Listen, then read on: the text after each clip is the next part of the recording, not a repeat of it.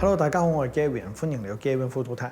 今日我想同大家講關於所有閃光燈啦，或者行光燈又好，Studio Light 又好嘅 accessory 或者叫 Light Modifier， 即係佢叫做柔光罩。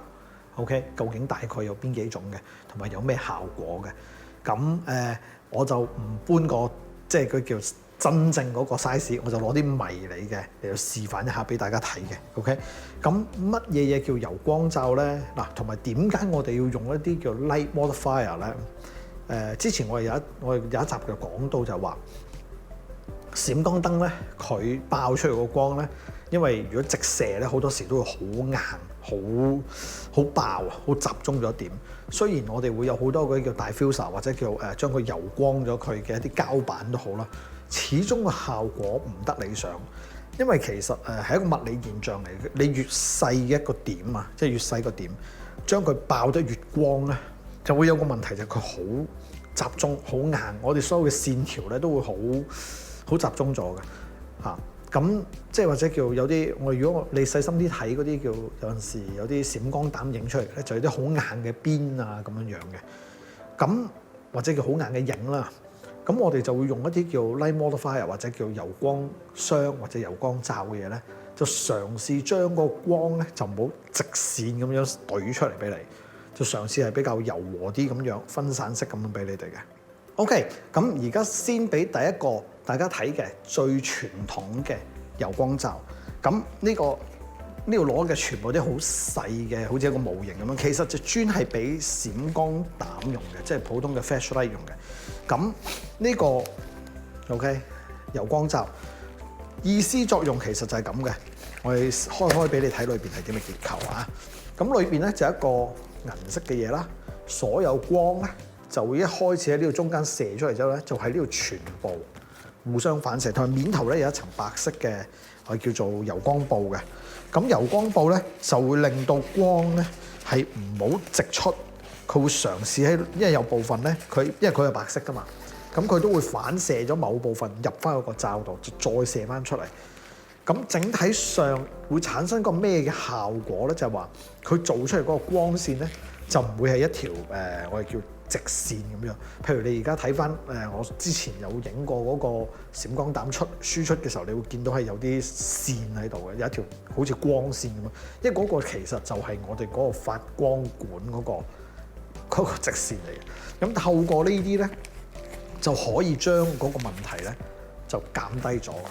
咁呢一個咧，整體會做出嚟個效果咧，就會比較柔和啲、均勻啲，咁就會可以咁講啦，非常之適合係女士啦 ，OK， 或者係影一啲食物啦，因為佢一影嘅時候咧，全個下低嘅食物咧就會比較清楚。咁當然啦，我呢一個咧係好細嘅啫 ，OK， 同個塊面差唔多。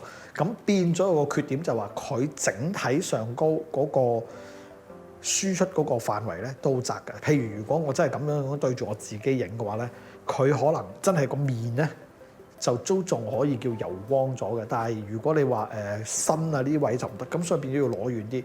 但係一攞遠咧，你哋要記住就係話閃光膽越遠少少咧，佢個光度咧係以我哋叫做inverse square law， 即係好似呢個公式咁嘅，佢係會應該咁講啦。喺你哋睇就係話會係咁樣跌嘅 ，OK， 係最初係咁強咧，跟住會咁跌嘅，即係咁跌嘅 ，OK， 會跌得好快嘅。咁變咗你一攞遠啲咧，佢就會遜色好多噶啦。咁呢一個就係第一種我哋嘅叫柔光罩啦，裏邊有反光層啦 ，OK， 好基本嘅反光層啦，跟住仲有塊diffuser嘅布啦，就將啲光咧就係叫打散咗佢嘅 ，OK， 呢個係第一種。咁第二種咧，我哋較為我自己都好中意呢個效果嘅，呢種就係叫 beauty dish 嚟嘅。咁當然我呢個都係超細嘅啦 ，OK， 超細嘅 beauty dish， 咁佢都有一定嘅效果嘅 ，OK。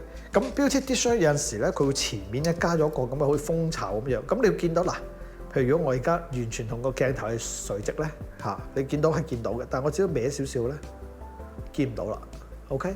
咁呢個有咩特別咧？就話佢會將光線強制性 ，OK， 向直射，即係會 laser 咁向前射。好處係咩咧？就話有陣時我哋影出嚟嗰個效果咧，就會比油光箱咧係相對硬朗翻少少，個燈咧就會硬翻啲嘅，而影出嚟嗰個效果咧就會我自己本人覺得係現代少少咯。油光箱做出嚟嘅效果係比較舊啲咯，柔和啲咯，俾你個整體個感覺就係好舒服咯。呢一個咧就係俾一個我自己會覺得係比較係叫做dramatic 啲，即係好似戲劇化大啲，等佢好明顯係有一個強力嘅照射，但係同一時間佢都係有一定嘅叫做分散咗嘅，就唔會話完全係直嘅。咁呢個效果咧就係我覺得係比較做嗰啲比較我自己覺得現代化啲咯嚇，嗰個係比較傳統少少嘅。咁呢個又係另外一種嘅可以咁講 light modifier 啦，都係我哋啲光罩嘅其中一種嚟嘅。咁記住就係呢一個咧係會相對比較硬啲嘅出嚟個效果。OK， 咁跟住咧有一種咧我哋就叫束光罩嘅，就係咁嘅。咁如果你見到咧就好似中間呢度有個窿咁樣樣嘅嚇，咁樣樣嘅。咁佢呢個特點係乜嘢嘢咧？佢就係會將所有嘅光咧 ，OK， 全部集中打出嚟一個圓圈嘅啫。使用嘅時候要小心啲，因為佢好快脆就會一離開咗嗰個照射個範圍咧，就即刻變咗暗晒㗎啦。OK， 有乜嘢嘢適合咧？我自己會覺得就係話，譬如係你想淨係個光線對住個主角個樣好光，而個其他背景嗰啲係暗翻咧，呢一種嘅做呢一種叫束光筒啦，有啲人叫 OK。非常非常之適合，尤其是呢啲束光筒咧，佢有佢仲有話呢一種咧，佢有唔同嘅密度。OK， 表面上咧呢兩個其實如果正面睇咧，兩個都係差唔多嘅啫嚇。OK， 都係差唔多咁。但係當你個密度高咗嘅時候咧，佢就係只要輕輕一轉咧，就暗晒㗎啦，就暗咗㗎啦。即係咩意思？就係話咧，你嗰個嗱 OK 嗱。見到佢已經暗咗啦，即係咩意思？就係話佢嗰個光線咧係更加快，叫佢更加集中咗一點。你一離開咗個範圍咧，佢更加會暗，比原有中心點更加暗嘅。咁會唔會嗱？其實咁講啊，呢兩種嘅做法啊 ，OK， 其實個總光亮度咧係唔會夠你原本就咁輸出咁光嘅。你要記住，你因為成個都黑色嘅。佢係將多餘唔啱方向嘅光全部吸走晒，就剩翻你需要用嗰段直線光嘅啫。咁所以變咗就話佢整體上嚟講係一個輔助嘅形式，去打翻一個效果出嚟。咁束光筒一般我覺得都係一個輔助，打翻個效果，就唔好諗住攞束光筒嚟到成個會場或者冇咁誇張咧。就算一間房你想整光佢都唔係好得㗎，因為頭先講啦，佢係好集中嘅。OK， 咁當然啦，亦都有啲比較簡單啲嘅，就係就咁嘅蜂巢網啦。OK， 咁就冇束光嘅。OK， 你見到係咁樣樣嘅。OK， 亦都係因為呢個蜂巢咧，只要輕輕一轉咗咧，佢就自然暗咗。即係簡單嚟講，又係佢會提供咗呢個一個中間某個位嘅光暗嘅啫，即係淨係得個圈嘅啫，就唔會話有一個大嘅整體一個爆，即係一個大範圍嘅。有乜嘢作用咧？同埋點解要用呢一個咧？亦都其實同束光嗰個係差唔多嘅原理。不過同一時間我就係話唔想太集中到得一個好細嘅細點。咁而家就俾翻大家睇翻呢幾張相啦。束光嘅粗啲嘅嗰個，即係個窿係比較大啲㗎啦。束光嘅個束光筒嘅係幼身啲嘅筒，幼身啲嘅 grid 嘅，即係幼身啲嘅網嘅，佢嗰個效果啦，同埋就係話冇咗束光嘅，就淨係一個普通嘅蜂巢打出嚟嗰個光影個效果。咁你會見到呢三個嘅分別。咁另外咧，仲有就係我哋通常會比較流行一啲咧，我哋叫做用閃光膽咧會打一啲叫 color gel 嘅嘢嘅。咁其實 color gel 咧有唔同啦，有啲好準嘅，有啲好唔準嘅。咁我自己覺得就係打 color gel 咧，就個效果有就即係要睇下你個要求啦。我覺得其實係俾一個效果出嚟嘅。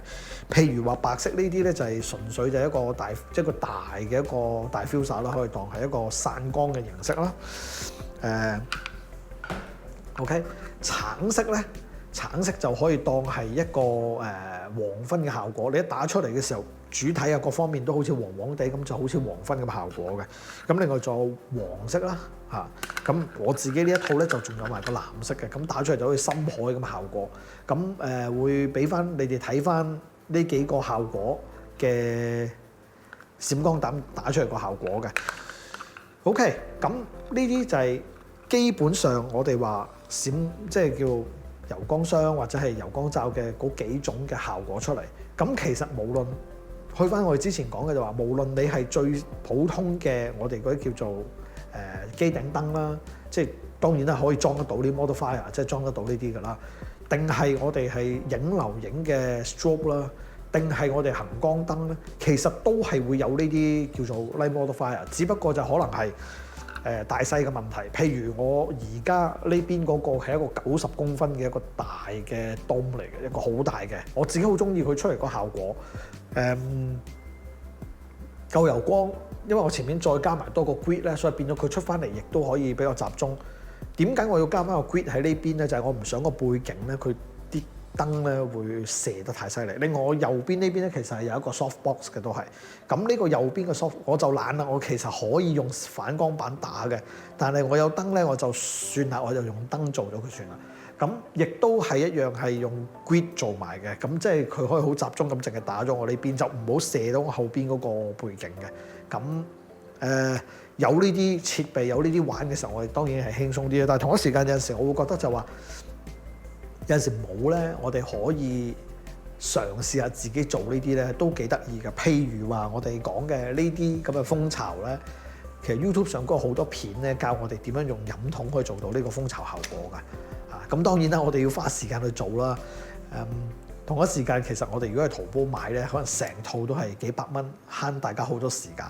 咁當然啦，佢個質量比我哋普通自己做差好遠啦。OK， 咁大概就講翻我哋嗰啲叫 light modifier 啦，即係呢啲所有呢啲咁嘅燈箱啊，或者係呢啲咁嘅更改光即係閃光燈嘅所有嘅系統係大概係點樣運作，同埋有咩效果。好多謝大家收睇我頻道。記得 subscribe 我 channel， 同埋就係撳埋個鐘仔，我一有新片就會通知大家㗎啦。多謝。